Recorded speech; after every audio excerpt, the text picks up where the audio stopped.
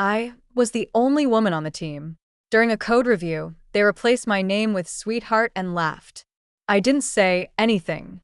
I just rewrote their whole system in 48 hours and pushed the update with my name in every line. The CTO called me into his office. "You did this alone?" I just said, "Yes, sweetheart." I work in software engineering. It's one of those startup-style companies. Open floor plan, free snacks, forced fun during stand-ups. I was the only woman on my dev team.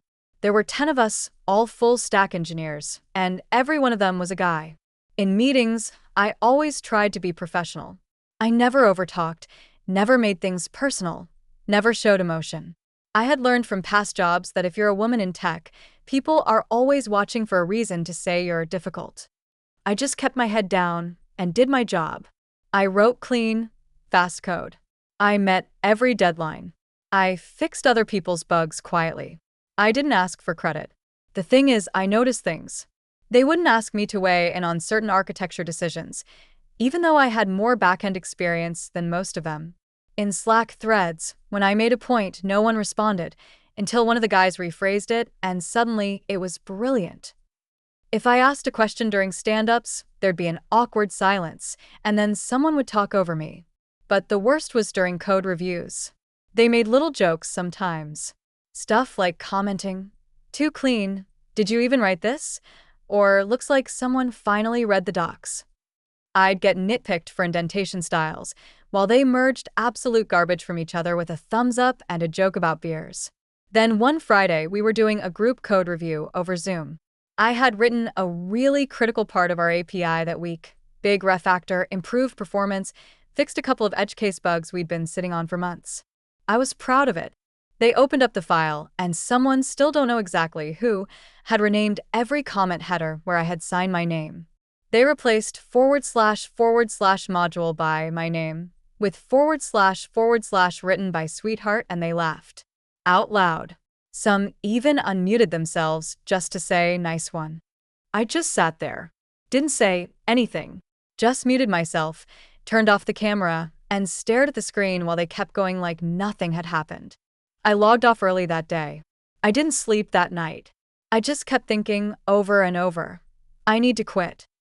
But something in me said, no, not yet. I made myself some coffee at 11 p.m., opened up my laptop, and pulled down the entire repo, the whole backend, everything. And I started rewriting it, line by line, every module, every function, every endpoint. I didn't delete their work, I improved it. Cleaned it, refactored it, tested it, documented it. I worked for 48 hours straight. Barely ate. Didn't talk to anyone. I just coded. And every file, every section, every block, I signed it. With my name. Real clean, real visible. I pushed the commit on Sunday night. No heads up. Just a full system update titled Optimization plus Cleanup by my name. Monday morning, chaos. They didn't know what had happened. The code was perfect, but nothing was where it used to be. There were no bugs. Tests were all green. But it was mine. All mine. By 10 a.m., the CTO called me into his office. He asked, "You did this alone?" I looked him in the eye and said, "Yes, sweetheart." He didn't laugh. No one did. But that was just the beginning.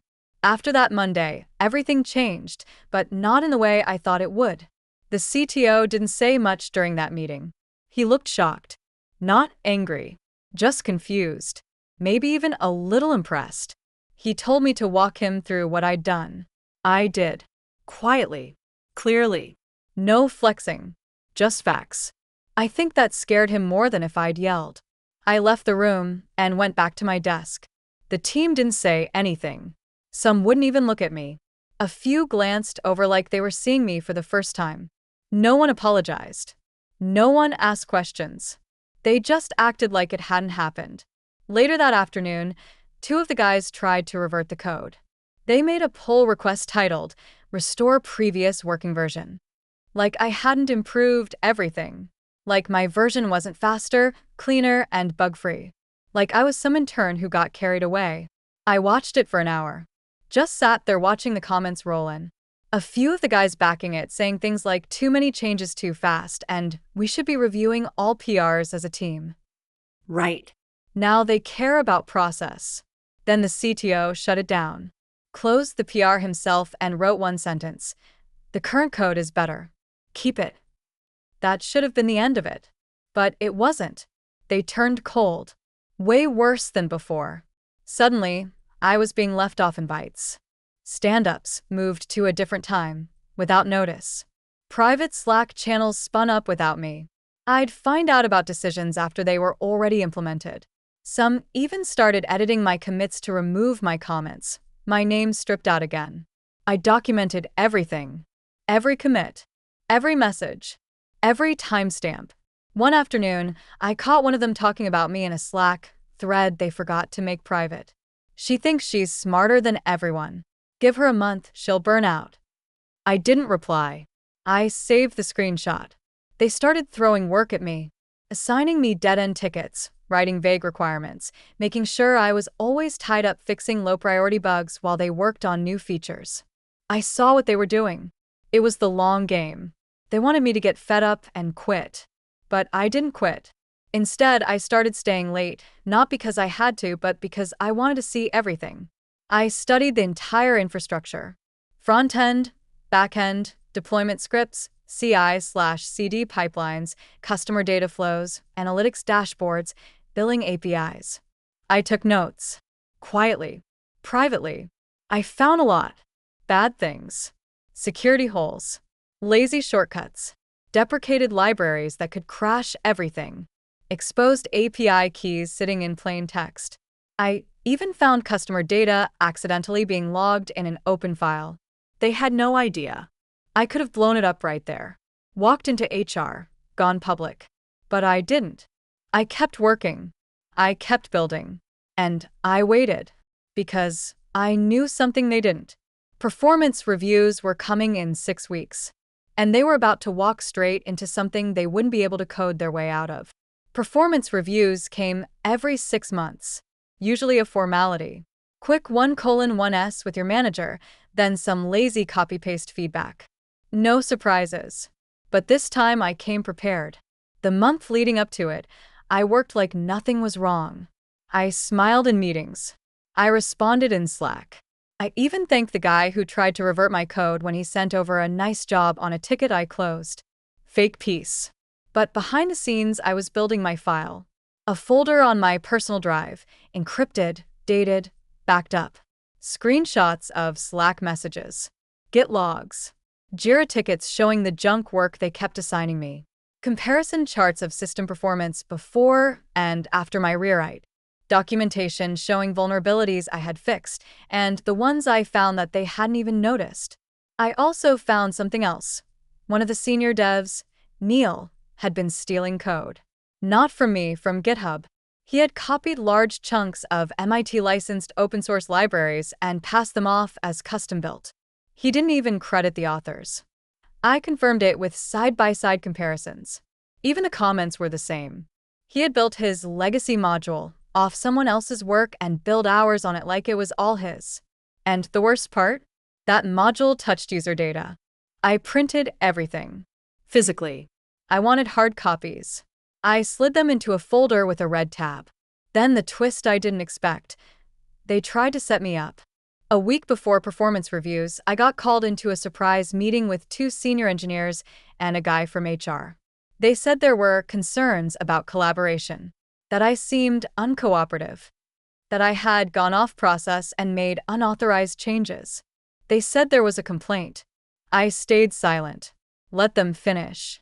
Then I reached into my bag, pulled out the folder and said, "Okay, I'd like to show you something too." I didn't lose my temper. I didn't raise my voice.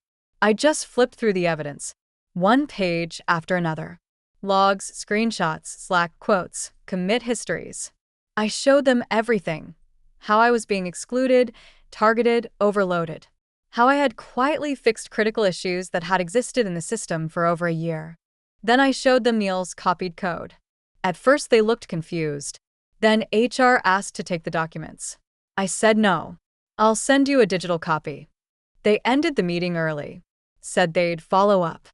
3 days passed. Nothing. No Slack messages. No emails. Just silence. Then Friday came, and so did the CTO. He called me into his office again. Same room. Same glass walls. But this time he wasn't calm. He asked how long I'd known about Neil's code theft. I told him a few weeks. I wanted to be sure. He said legal had been contacted. So had the board. But he didn't thank me. He didn't say good job. He looked tired. Like he didn't want to deal with any of this. Like I was making his job harder, not better. He asked if I wanted to stay on the team. I asked him if he was serious. That was when I knew it wasn't just the team. The rot went deeper.